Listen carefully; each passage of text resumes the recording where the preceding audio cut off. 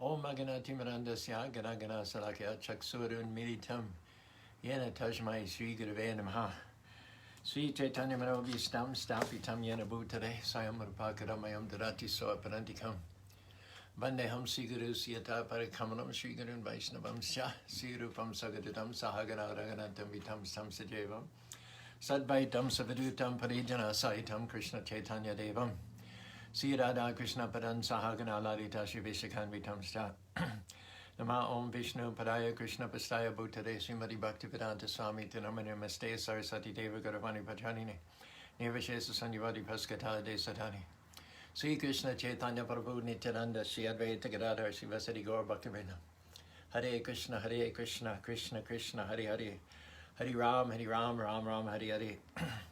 That's our Guru, and then this is preface to discussing the Srimad Bhagavatam.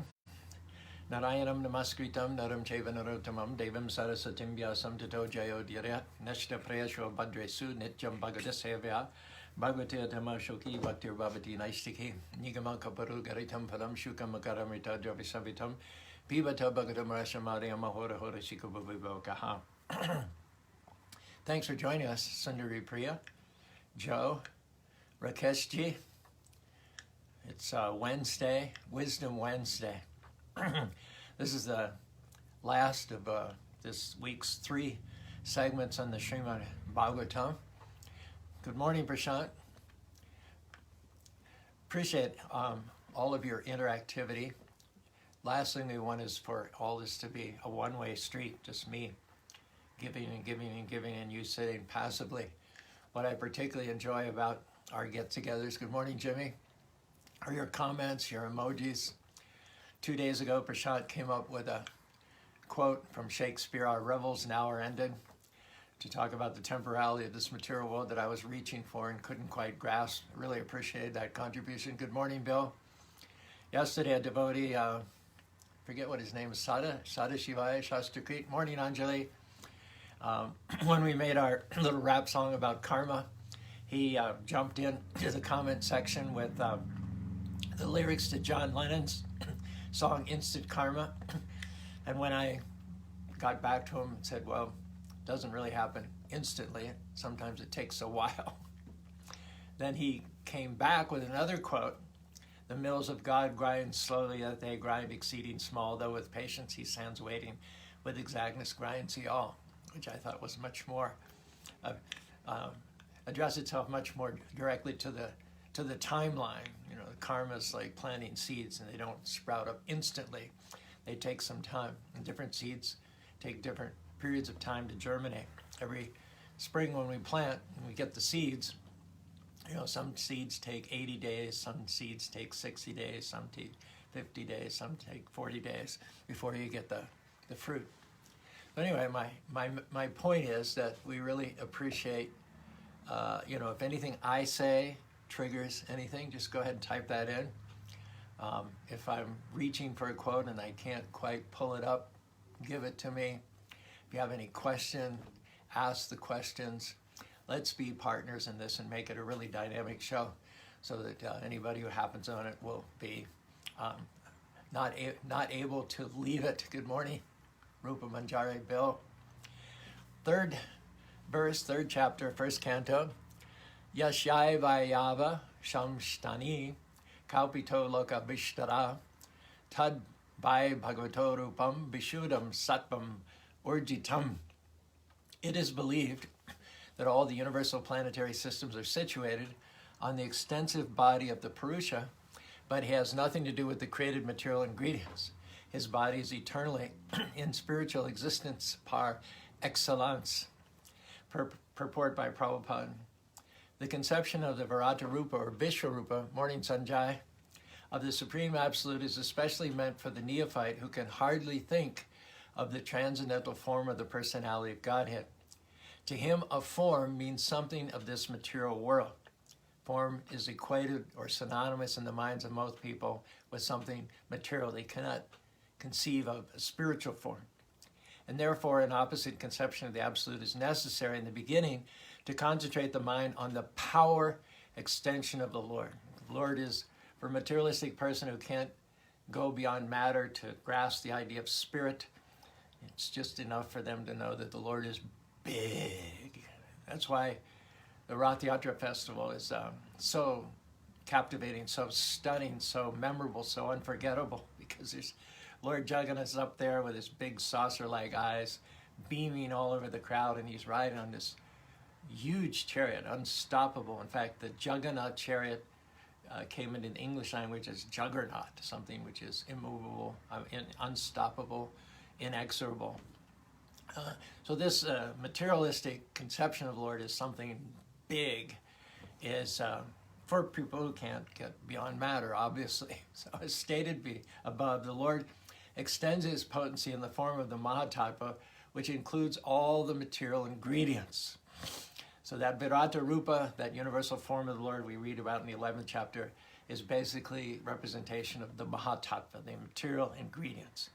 The extension of power by the Lord and the Lord himself personally are one in one sense, but at the same time, the Mahatattva is different from the Lord. So there is spirit behind matter for those who are discerning enough and who are well trained enough under the guidance of a practitioner to be able to see that, penetrate the matter, to see the spirit behind matter. And then there's another penetration, which we're going to talk about a little bit later in the show, which is there's a spiritual energy called the Brahmajyoti, which emanates from the form of the Lord, just like sunshine comes from the sun. So not only do we have to penetrate matter to see spirit behind matter, but we also have to penetrate the spiritual energy of the Brahmajyoti to see the form of the Lord behind that. And that's done through service and devotion. So therefore, the potency of the Lord and the Lord are simultaneously different and non-different. The conception of the Virata Rupa, especially for the impersonalists, is thus non-different from the external form of the Lord. This eternal form of the Lord exists prior to the creation of the Mahatattva, and is stressed here that the eternal form of the Lord is par excellence spiritual or transcendental to the modes of material nature. There is form in spirit. It's not just that form exists in matter, and then to establish a spiritual truth, you negate matter to establish spirit. No, all you've done is establish the negative of matter. You haven't established the positive of spirit. The fact is that just as there's material form, there's also a spiritual form. The difference between material form and spiritual form is contained right in those two terms, material form and spiritual form. What's the difference? In spirit, there's no matter. There's no matter. So there's material form, and then there's spiritual form. And that's the full understanding. And that spiritual form of the Lord is the basis of matter, but at the same time is apart from matter. And therefore it's said to be, inasmuch as the spiritual form of the Lord is the basis from which the material energy emanates, it's non-different from the Lord, but at the same time the Lord himself is also different from his various energies. It's called Achinta Bheda Abheda Tattva. There are two schools. There are the dualists, and then there are the monists. So the monists stress the non-difference. They stress the ubiquitousness, the prevalence of the Lord in his Paramatma feature, that not only is all of matter emanating from the Lord, but also the Lord himself in his Paramatma or Supersoul feature enters into matter and animates it. So those are both energies of the Lord. So the impersonalists stress the oneness of the Lord. That in this material world, there is only matter, which is the energy of the Lord, and then there's Paramatma, then there are the Jivas, and these are all the various energies of the Lord, and so it's all one. The dualists stress the separateness of the Lord from his creation, and he, as a pure spiritual entity, has nothing to do with his external potency. He's always Galoke Manasati, engaged fully in his internal potency, and he never even, it is said, steps foot outside of the spiritual world. So both truths are valid. Achinta Bheda Abheda Tattva.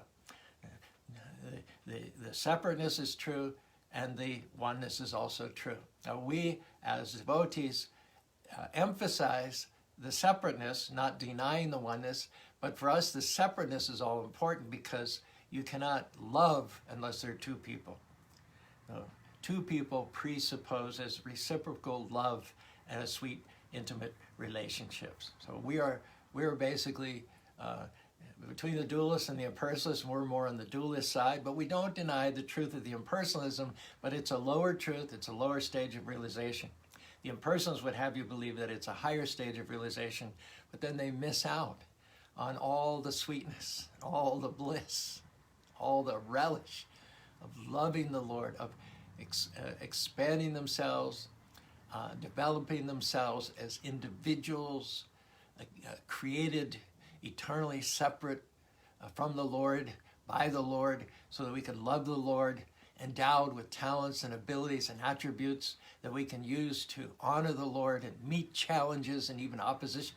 Life just becomes so much more multidimensional, exciting, adventurous, and full. I mean, it's not without its setback, it's not without its challenges, it's not without its opposition if you're on the dualistic side. But all of that, once you know that the Supreme Lord of millions and millions of universes is breathing your direction, then nothing is impossible. No challenge is not too big. No challenge is too big. No enemy is too formidable. So all the fun comes from the separateness, and none of the fun comes from the oneness aspect. And so we're dualists. We're bhakti yogis. And the idea of merging, losing your individuality, becoming non-differentiated from the Supreme, reducing the Supreme from a sentient, living, humorous, beautiful, intelligent, wealthy, humble living being to just a force field or something is the dualist version of hell. Okay, so having said that, let's just finish the last little part of Prabhupada's purport here. The very same transcendental form of the Lord is manifested by his internal potency, and the formation of his multifarious manifestations of incarnations is always of the same transcendental quality without any touch of the Mahatma. Imagine fire sitting in the fireplace. My home, where I grew up as a child in Pennsylvania, was built during the Revolutionary War. It was an inn for travelers. I think it was built in 1773 or something. Big stones. And in each of the three downstairs rooms, there was magnificent fireplace. Big oak with holes for ventilation, chimney going up. And they even had embedded in the side these, like they were shaped like this with a big hook. So you could build a fire, you could swing this iron arm out, put a pot on it, and swing it back so that that pot would cook right there within your house on the open fire, and smoke would go up the chimney. So imagine, sitting on a winter's day in front of the fire in my home in Pennsylvania, and you're saying, "Oh, that fire feels good. That fire feels good. Yeah, the fire feels good." Well, actually, if you were in the fire, you would not be saying it feels good. The fire never feels good. If you're, you're in fire, you're too close to fire, you're not going to rub your hands and say that feels good. But we know that the energy of the fire, the light and heat, which we feel from a nice, safe, comfortable distance, is in a sense non-different from the fire. So it's because of the non-difference of the energetic and the energy that we can say, the fire feels good. We might also be outside on a September day in Utah. It's nice, pleasant during the day, 75, 80 degrees in September in Utah. So you might also say to a friend, the sun feels good.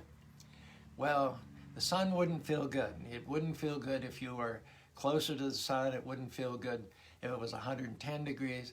But we say the sun feels good because there's a conception that the energy and the energetic are non-different.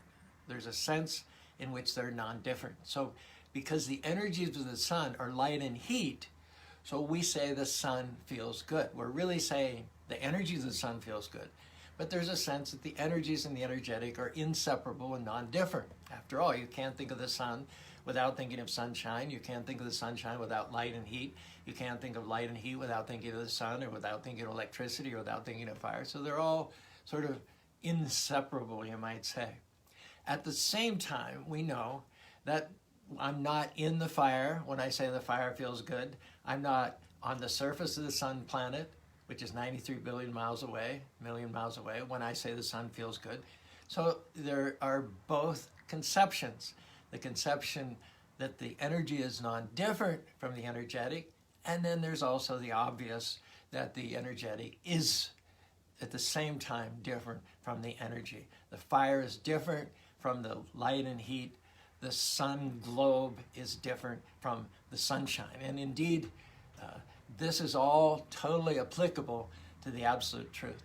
He's not just one category, but he's three different categories as described in the 11th verse, 2nd chapter, 1st canto of the Srimad Bhagavatam. Vedanti tat tat bam vidas, tad pam yaj gyanam avyam, brahmiti paramati bhagavaniti sabdyate.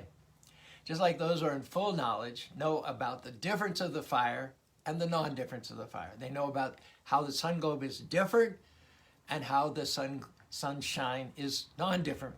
They know both aspects. That's a full, complete knowledge. And in fact, as far as the sun is concerned, there are three aspects. Those who are even more elevated in knowledge based on the information that we have from Scripture, there are not just two aspects of the sun, but there are three. What are you talking about, Drew?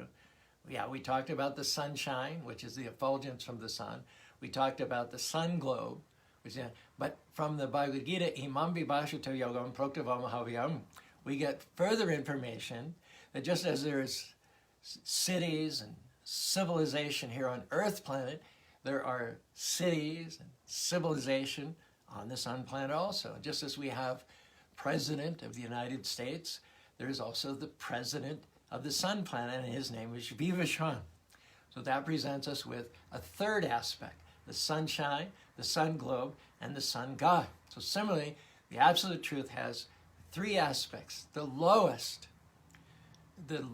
aspect is the Brahmajyoti. It is the energy which emanates from the body of the Lord, and it is the basis from which this entire material world arises. Then you have that part of the Lord called Shivodakshay Vishnu, who expands himself and enters in a personal way. The Brahmajyoti is impersonal energy. The Paramatma, or Supersoul, is personal energy. He enters into the hearts of all living beings as well as into the atoms. And then you have, just like you have the sunshine, the sun globe, and the sun god, so you have ultimately the personality of Godhead, Sri Krishna, Bhagavan, like that. And you can see him face to face. So if you know the Brahman effulgence, you don't necessarily know the super soul in the hearts of all living beings. You don't know the personality of Godhead. But so in Brahman knowledge and Brahman realization, there is not included the Paramatma or the Bhagavan realization. Just like if you only know the sunshine, that knowledge of the sunshine does not include knowledge of the sun globe, what to speak of the sun god. But if you know the sun globe, then included within knowledge of the sun globe is the sunshine. So similarly, if you know the Paramatma, the aspect of the Lord is diffused into the hearts of every living being, then you also know Brahman.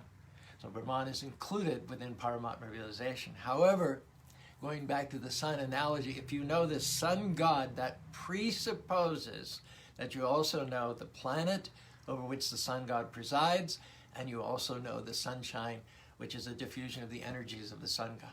So when you know the sun god, Vivaswan, it's supposed that you also know the sun globe and the sunshine. Similarly, when you have a personal dualistic, that means you and God, God and you, two eternal, individual, sentient beings.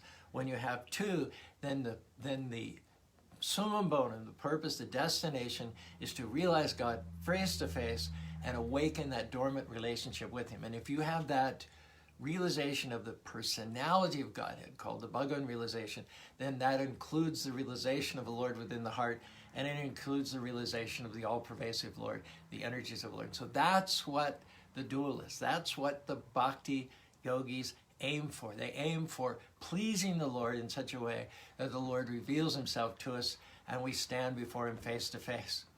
Prabhupada writes here that the Bhagavan, or the personality of God, is the last word of the absolute truth.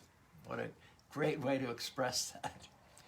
Paramatma, the one in the heart, is the partial representation of the personality of God. And impersonal Brahman is the glowing effulgence of the personality of Godhead, as the sun rays are to the sun God. So there's a verse in the second canto of the Srimad Bhagavatam which explains to us that there is nothing except Krishna. You know, materialistic scientists who want to leave God out of the equation think that they can explain everything in terms of math. And at one time, I'm not so sure if they're as cocky right now, but at one time in the 50s and all, they believed that they could reduce all life into one little equation that could fit on a t-shirt. This was called reductionism. So it is true that all life has a common source, but any mathematics, any order is set into motion. The framework of that is established by the ordainer. So if you want to reduce everything down to a oneness, let it be the omnipotent, omniscient, all-attractive, supreme personality of Godhead, not sterile mathematical formula or equation. That only represents the orderliness of the Lord, the fact that the Lord is so together that everything in his creation, all the diffusion of his various shaktis, can be understood through mathematics and logic. Of course, his creation is logical because he is logical. Of course, his creation is brilliant. It's genius because he is brilliant. He is a genius. But I don't think you can reduce Krishna to a t-shirt or a formula or an equation, because he's a living, breathing person. Even ourselves, we're just tiny infinitesimal parts of the Lord, and yet we're so complicated. We don't even understand ourselves. Sometimes you do something and it just came out of left field. You say, why did I do that? Or you have a brilliant, dazzling insight, and all your friends say, wow, where did that come from? I didn't know you could, you had such realizations, or I didn't know you could think so abstractedly, or I didn't know you could dream or envision such a thing. We don't even understand the brilliance, the genius of our own selves, and we are one infinitesimal, fractional part of the Lord. So the Lord is dazzling, he's unlimited. You can never encompass him with your mind. You can never understand how it is that he goes about accomplishing things. So this verse says, Aham evasham evarge nanyat sada sat param pastyaraham yad etadcha yo vishisheri sosmiham. This is considered to be one of the four most important verses in the entire 20,000 verse Bhagavad Purana. It talks about how before the creation, there's only Krishna. During the creation, there's only Krishna. And after the dissolution, there's only Krishna. There's only Krishna. Before, during, after, past, present, future, beyond time, beyond cause and effect, in the causeless realm, beyond the causal ocean, behind Karuna, Vishnu, there is also only Krishna. So the translation of this verse is, and thanks for getting that reference up, Prashant. And I also see the Vedanta Tattva also there supplied by someone as well. Thanks for all of those references, and share any realizations that happen to be triggered also by anything that I have to say. So that if anybody happens upon our forum, they're going to think, not just that the speaker, knows something, but his listeners are also of the highest caliber, which I certainly believe to be true. I'm speaking out there to the creme de la creme. All right. So, prior to the cosmic creation, this is Krishna speaking, only I exist, and no phenomenon exists, either gross, subtle, or primordial. After creation, only I exist in everything, and after annihilation, only I remain eternally. So that pretty much is the whole ball of wax. It pretty much covers everything.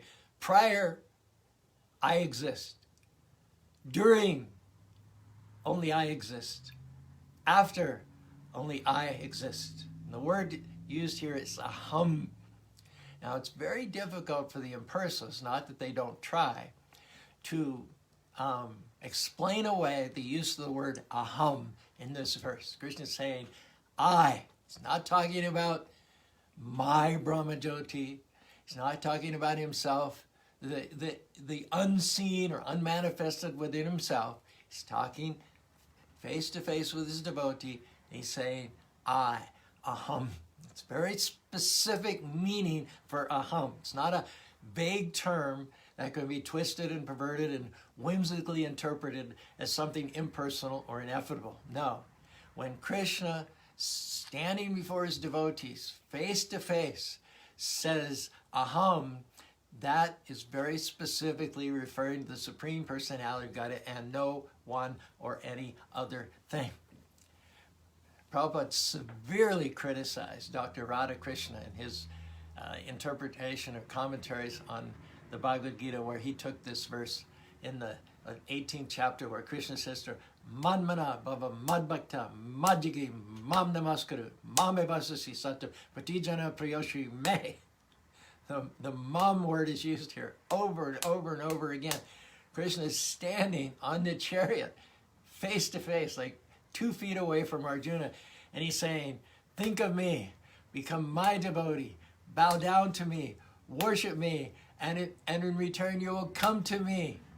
I promise you this because you are my very dear devotee and my friend.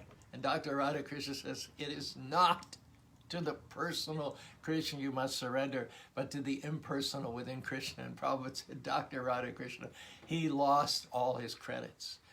His prodigious talent, his prodigious intellect, his the respect that he had as Vice President of India, he lost it all when he offended Krishna so egregiously. And that brilliant man, that brilliant mind, Prabhupada said he had to spend the last years of his life afflicted by cerebral thrombosis. You do not offend Krishna by negating, denying his personality. You have to worship his personality, not obscure it. Prabhupada said, the Lord indicates in this verse, aham evasham agragre, that before the material creation, he existed in his fullness. Natad bhasyateshara nashishankanava yadgat badabra tadama paramambara.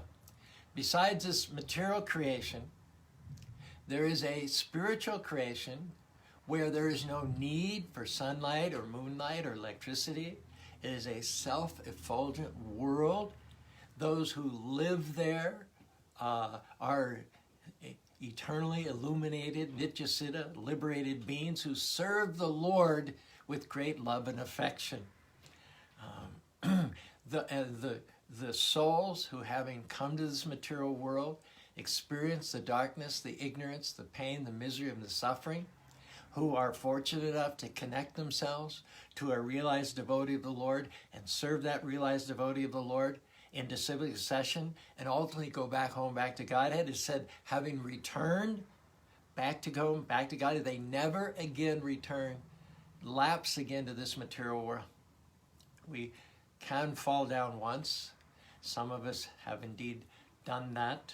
But once we rehabilitate ourselves by chanting Hare Krishna, Krishna Krishna, Hare Hare, Hare Rama, Rama Rama, Hare Hare, and go back home, back to Godhead, no one has ever come back here a second time. No one has ever fallen a second time. And so in that spiritual world, which exists totally independent of the material world, the Lord exists in fullness, has always existed in fullness.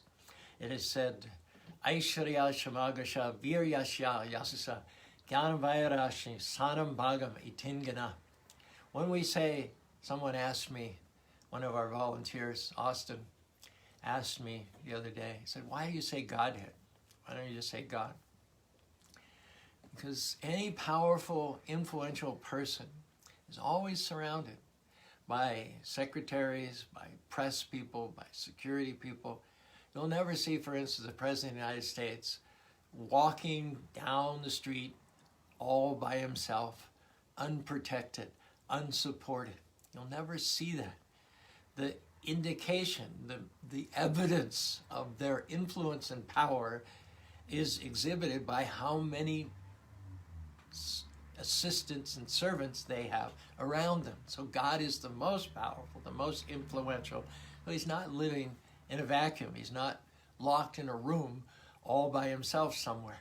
Wherever God is, there are his various energies surrounding him, the foremost of which is Radharani, the Hladini Shakti, whose Parents' Day we celebrated just the other day. God is full in 6 opulences: wealth, strength, fame, beauty, knowledge, and humility. And that Lord, who is full with 6 opulences, to each one to an unlimited degree, exists quite prior to this material creation. It is said if one thinks of a king, one automatically thinks of his secretaries, ministers, military commanders, palaces, and so on. So when we think of God, we actually don't think of God, but we think of the Godhead. All of the paraphernalia and all of the energies that surround the Lord. Again, the example of the sun. You can't just think of the sun without thinking of the sunshine. You can't think of the sunshine without thinking of the sun. They are complementary and supplementary. So we don't really think about God so much as we don't think about Krishna so much as we think about Radha Krishna, Lakshmi Narayan, Sita Ram, you see, Gaur Nitai. They're all the Panchatattva. Yasha Prabha, Pravato Jagananda Koti, Yakshakti Rashti Jaganandayan, Andantarashta Paramanachayantarasham, Govindam Adipurusham Tamahang Bhajami. Lord Brahma says in his prayer, the Brahma Samhita, I worship Govinda, the primeval Lord, whose effulgence is the source of the non-differentiated Brahman, mentioned in the Upanishads, being differentiated from the infinity of the glories of the mundane universe, appears as the indivisible, infinite, limitless truth. Just as the sun itself is a localized planet from which the sunshine expands unlimitedly from that source, so the absolute truth in his highest feature is Bhagavan, the Supreme Personality of Godhead, full with 6 opulences, who existed with his own expansive spiritual non-material world prior to the creation of this material energy. And when he wanted to create this material energy from his effulgence, which emanates out everywhere from him and from his topmost planet in the spiritual world, Goloka Vrindavan, which also filters down and permeates and supports the regal, majestic planets of the 4-handed Narayan expansions of the Lord, that same Brahman energy is the cause of the creation of this material world. And Prabhupada gives the example, the sunshine, which is compared to Krishna, shines down in the ocean, and because of heating up the ocean evaporates. So the sunshine causes the evaporation, which causes the cloud. So the sunshine, which is analogously compared to the Brahman, the energies of the Lord, creates this material energy. Just like from the ocean, from heating the ocean, the sun causes a cloud. The cloud causes rain. From the rain comes vegetation. From the vegetation comes fruits and flowers. And those fruits and flowers and vegetables are the basis of subsistence for many other forms of life. So similarly, the cause of the creation of this material world is the effulgent bodily luster of the Supreme Personality of Godhead. which in itself is impersonal, but the cause of that energy is the Supreme Personality of Godhead. In our state, for instance, we may have laws.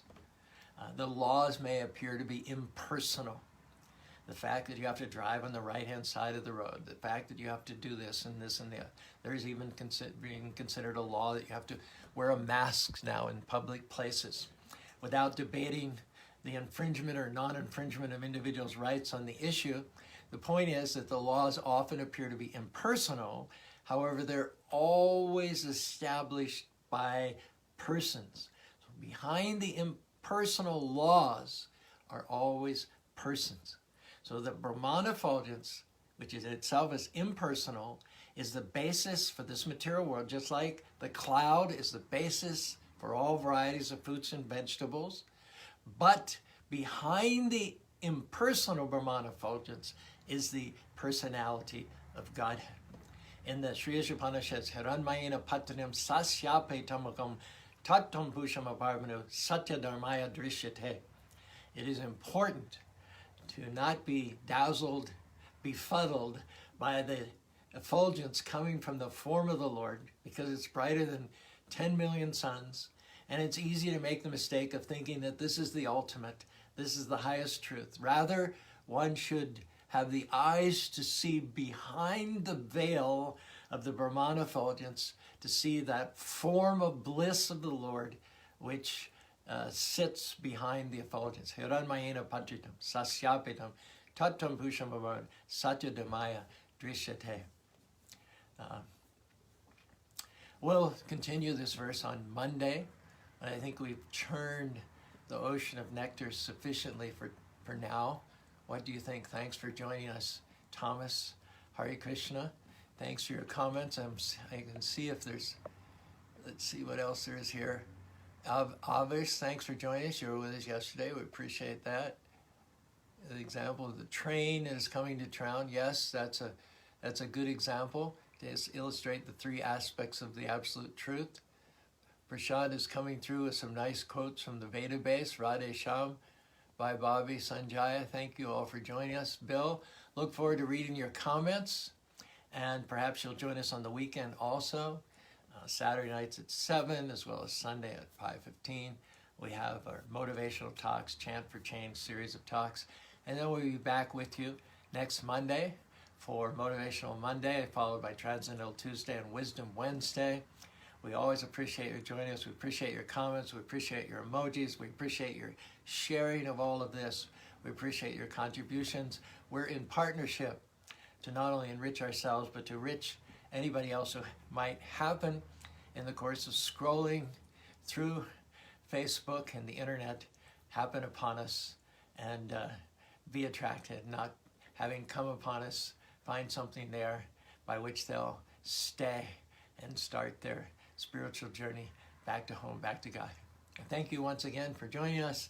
Till we meet again, don't forget to chant Hare Krishna, Krishna Krishna, Hare Hare, Hare Ram, Ram Ram, Hare Hare.